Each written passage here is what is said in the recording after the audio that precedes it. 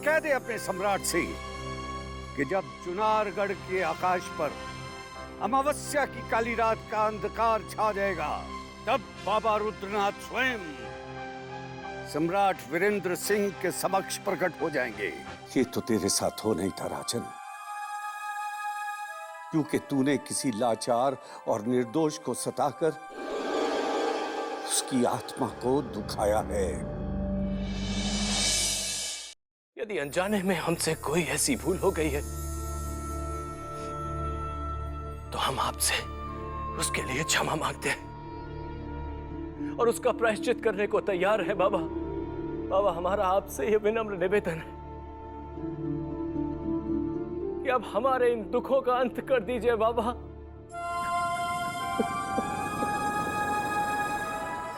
हमारे दुखों का अंत कर दीजिए बाबा।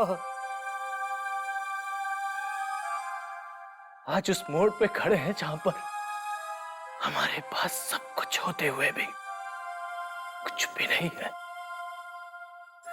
कुछ भी नहीं है बाबा। महारानी चंद्रकांता तो है, परंतु वो पलकें उठाकर हमें देख नहीं सकती।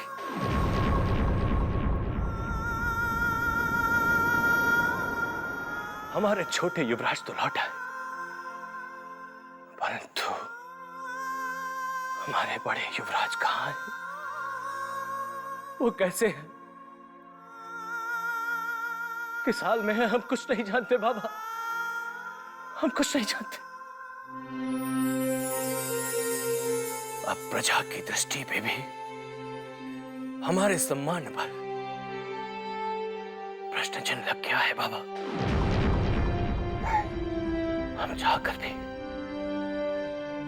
हम चाहकर भी शत्रु पर आक्रमण नहीं कर सकते, आक्रमण नहीं कर सकते बाबा, आक्रमण नहीं कर सकते बाबा।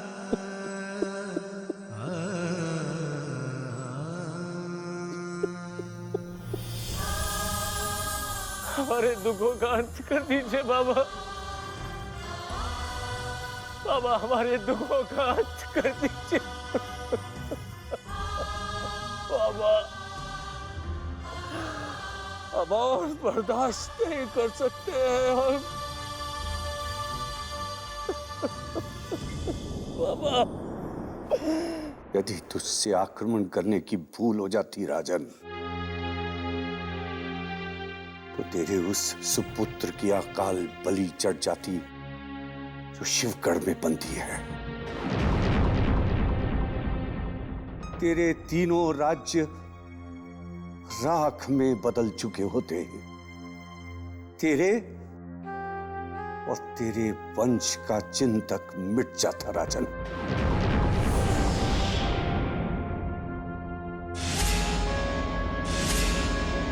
जो भी होता है ईश्वर हमेशा उसे अच्छे के लिए करता। महाराज, आपने उस दिन मेरी प्रार्थना स्वीकार करके एक बहुत बड़े अनर्थ को होने से टाल दिया। बाबा रुद्रनाथ, आपने आज यहाँ अमावस की काली रात को जो आने का फैसला किया है, तो क्या इस अनिष्ट रात का कोई विशेष महत्व है? इस अनिष्ट रात्रि का महत्व तो सबको तब पता चलेगा जब अंधकार छटेगा और नए दिन का आरंभ होगा।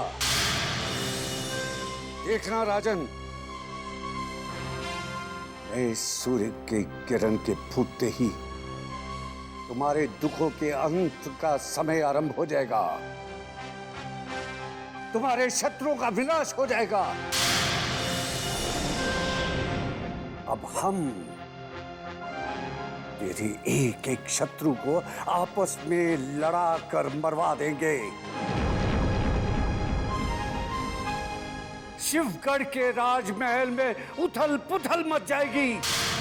ये बाबा रुद्रनाथ का वचन है।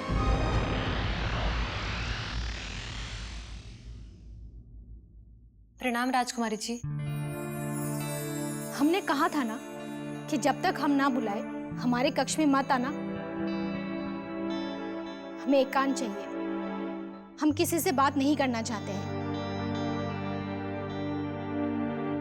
क्षमा कर दीजिए राजकुमारी जी, हम आपके एकांत में व्यवधान नहीं डालना चाहते थे, किंतु सोमनाथ जी आपसे मिलने का हट कर रहे हैं, इसलिए हम उन्हें द्वार पर छोड़कर आपसे अनुमति लेने आ गए। वो हमसे क्यों मिलना चाहते हैं? उनको हमसे ऐसा क्या कार्य पड़ गया जो उन्होंने हमारे कक्ष तक आने का साहस किया है? उनका कहना है राजकुमारी किशोरी, उन्हें आपके साथ किसी गंभीर विषय पर वार्ता करनी है। हम उनकी शक्ल भी नहीं देखना चाहते हैं। जाकर कह दो उनसे कि वो तुरंत वापस लौट जाए। अब जाओ।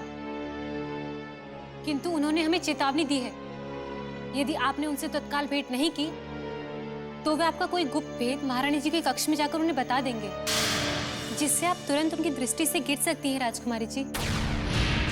हमारा गुप्त भेद? देखते हैं वो हमसे क्या कहना चाहते हैं। भेज दो उन्हें। जो आ गया। अवश्य कोई ना कोई बात है जो सोमनाथ ने हमें ही चेतावनी देने का साहस किया है, किंतु क्या बात हो सकती है?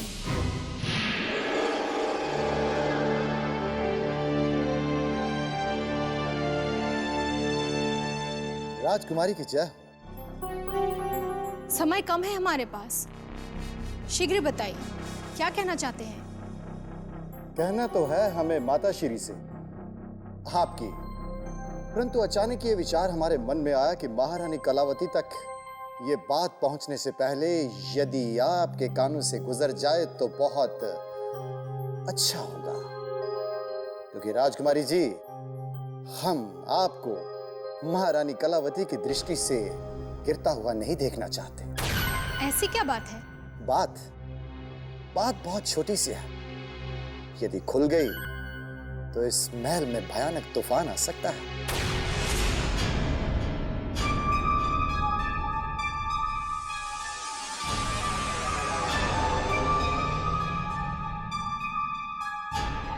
ये मानचित्र है, इस महल का अनमोल गुप्त मानचित्र। इसे तो आप पहचानते ही होंगे। कुछ दिन पूर्व इसको किसी ने खजाने की तिजोरी से चुरा लिया था। इसे तो हमने स्वयं अपने हाथों से युवराज को सौंपा था।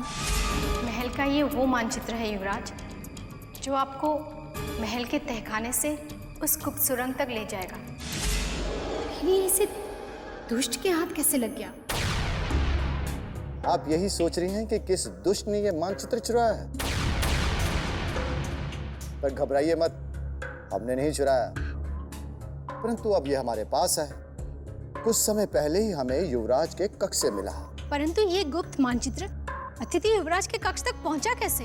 अतिथि नहीं, शत्रु कहिए उसे। उसने ये मानचित्र चुराकर सिद्ध कर दिया है कि अतिथि बनने का सम्मान प्राप्त करने के लायक नहीं, केवल वो कारागार की यातना का हकदार है। सोमनाथ, अतिथि युवराज पर आरोप लगाकर अब शिवगढ़ की मान मर्यादा भंग करने का दुस्साहस कर रहे हैं। हम नहीं, आप, या यूं कहिए कि आपने शिवगढ़ के साथ साथ अपने माता पिता के मान सम्मान पर भी प्रश्न चिन्ह लगा दिया है, क्योंकि इसकी चोरी में आपका भी हाथ था। शिवगढ़ की राजकुमारी पर लगाया गया मिथ्या आरोप आपको फांसी के फंदे तक ले जा सकता है सोमनाथ। महायोद्धा सोमनाथ के ये राजकुमारी साहिबा, ये मानचित्र की वजह से हमें नहीं, उस युवराज को फांसी अवश्य हो सकती है। आपने तो इसकी सहायता से युवराज को यहाँ से भागने की योजना भी बना ली थी, परंतु महायोद्धा सोमनाथ के होते हुए ऐसा कभी नहीं हो सकता जिसमें महाराज शिवदत्त का अहित छुपा हो। निकल जाइए हमारे कक्ष से, वरना हम अपने सुरक्षा कर्मियों को बुलाकर आपको अपमानित करके इस कक्ष से बाहर निकाल देंगे। इतना कष्ट मत उठाइए राजकुमारी साहिबा, हम तो आपके मुख पर क्रोध नहीं, सदा मुस्कुराहट देखना चाहते हैं। और रही बात आपकी सुरक्षा रक्षकों की, तो आपके सबसे बड़े सुरक्षा रक्षक तो हम हैं। फिर हमें यहां से कौन निकालेगा? परंतु हम आपकी आज्ञा का उल्लंघन करने का साहस नहीं कर सकते, इसलिए हम जा रहे हैं।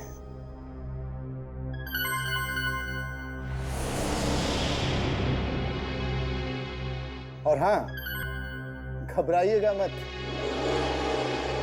जब तक आप नहीं चाहेंगी, हम महाराज शिवदत्त और महारानी कलावती तक ये बात नहीं पहुंचने देंगे कि ये मानचित्र किसने चुराया है। अपना ख्याल रखिएगा राजकुमारी साहबा।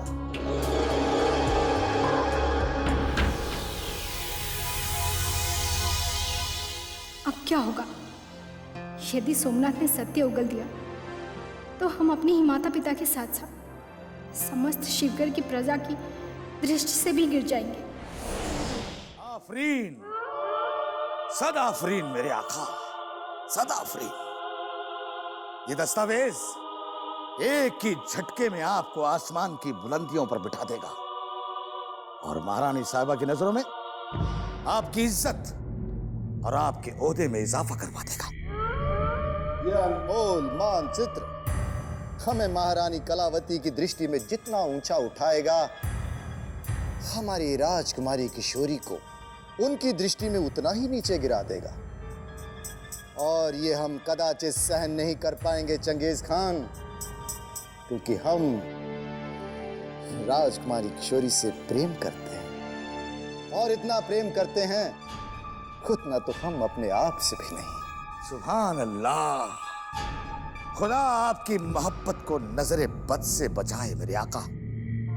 देखिएगा मेरे आका, एक ना एक दिन आपकी ये पाक मोहब्बत जरूर रंग लाएगी और आपके ख्वाबों की शहजादी आलिया खुद ब खुद नंगे पांव आपकी बाहों में दौड़ी चली आएगी, क्योंकि ये दस्तावेज आपका खौफ बनकर शहजादी आलिया को जिंदगी भर आपके दिल की तरफ झुकाए रखेगा।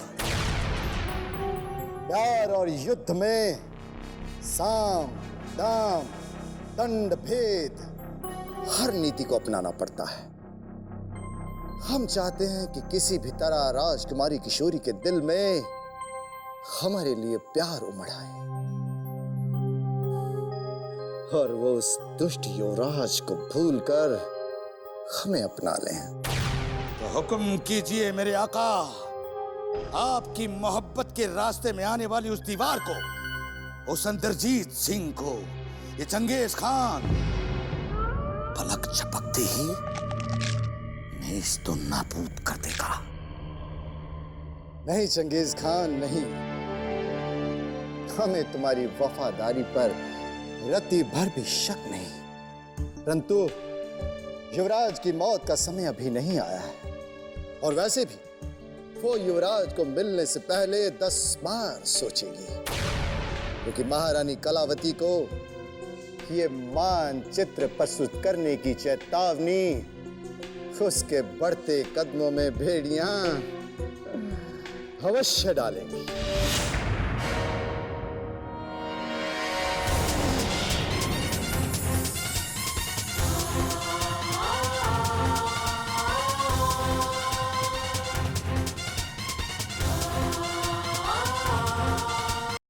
तेरी शक्ति के आगे हम किसी कुंडली, किसी भविष्यवाणी और किसी साधु महात्मा को नहीं मानते, क्योंकि तेरी इच्छा के बगैर एक पत्ता तक नहीं हिल सकता। जो तूने लिख दिया उसे कोई मिटा नहीं सकता। परंतु हमारे इस विश्वास को तोड़ने के लिए स्वामी त्रिलोकीनाथ ने वो भविष्यवाणी की है जिसे हम कभी पूरा नहीं होने देंगे। यदि तूने भी स्वामी त्रिलोकीनाथ का साथ दिया तो तुझे भी अपनी भूल पर पछताना पड़ेगा, क्योंकि हम सती सावित्री बनकर तेरे लिखे को भी बदल देंगे और यमराज के हाथों शिवराज को छीन कर दिखाएंगे, क्योंकि हम जानते हैं कि तो स्वामी त्रिलोकीनाथ का साथ कभी नहीं देगा, क्योंकि हमारे साथ ये अन्याय करके तू भी कैसे चैन से रह सकता है? हमारी आंखों में आंसू देखकर तेरे होठों पर मुस्कुराहट कैसे आ सकती है?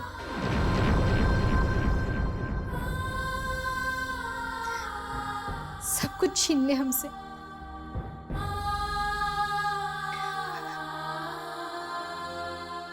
मगर हमारी झोली उनकी लंबी आयु से भर दे।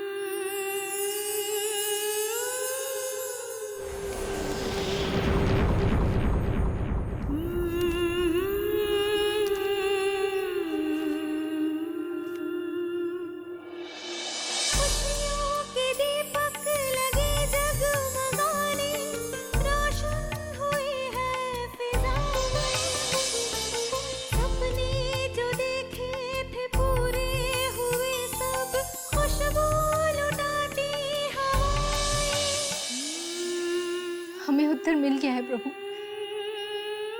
हमारी प्यार की देवता को कोई नहीं छीन सकता, कोई नहीं।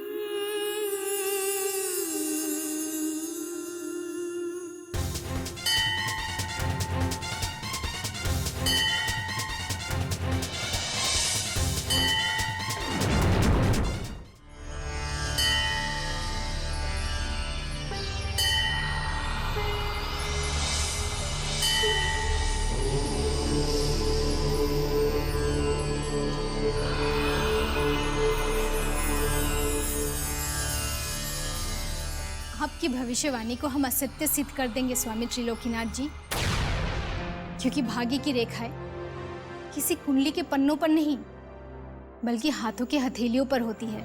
और आज हम जान गए हैं कि हमारे सुहाग की लकीरें हमारी आयु से भी अधिक लंबी है, जिसे आपकी कुंडली ने सबसे कम आंक लिया था। ईश्वर करे आप सदा सौभाग्यवती रहे और आपके हाथों में जब सुहागन की मेहंदी का रंग लगे तो वो रंग प्रलय आने के पश्चात भी फीका ना पड़े। किंतु पुत्री, नियति के लिखे लेख को टाला नहीं जा सकता। हम ये अशुभ भविष्यवाणी आपको कभी नहीं सुनाते, किंतु क्या करें, सत्य तो सत्य होता है। जिस प्रकार काले घने बादल सूर्य के प्रकाश को अपने ओट में नहीं छुपा सकते, उसी प्रकार सत्य भी सामने आ ही जाता है। सत्य ये है कि दुर्भाग्य ने तुम्हारी कुंडली में विवाहित जीवन का सुख बहुत कम लिखा है और विधवा का दुख बहुत अधिक। प्रेम की शक्ति के आगे आपकी लिखी कुंडली तो क्या, हमारे दुर्भाग्य को भी हार माननी पड़ेगी स्वामी त्रिलोकीनाथ जी। प्रेम में सृष्टि का वास होता है, ईश्वर का आशीर्वाद होता है। आज हमने देख लिया, यदि विधि ने अपने क्रूर हाथों से हमारी मांग के सिंदूर को मिटने का लेख लिख भी दिया, तो हमारे आंसुओं की धार विधि के लेख ही मिटा देगी। नारी की भक्ति और उसकी इच्छा शक्ति कभी कभी असंभव को भी संभव करके दिखा देती है पुत्री। पता नहीं क्यों आज मुझे तुम्हारे अंदर वो सावित्री दिखाई दे रही है जिसने अपनी भक्ति से अपने पति सत्यवान को यमराज के हाथों से भी छीन लिया था और द्वार पर खड़ी मृत्यु को विवश होकर लौट जाना पड़ा था। पुत्री, मेरा आशीर्वाद सदैव तुम्हारे साथ है। कल्याण हो।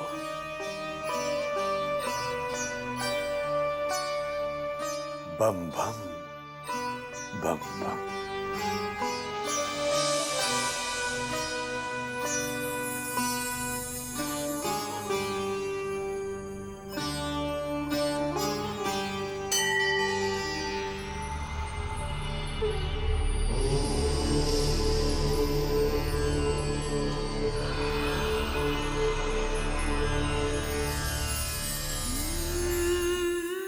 सुन रहे हो ना युवराज, अब हमें कोई अलग नहीं कर सकता। यदि मृत्यु द्वार पर आ भी गई तो हमें साथ साथ ले जाएगी।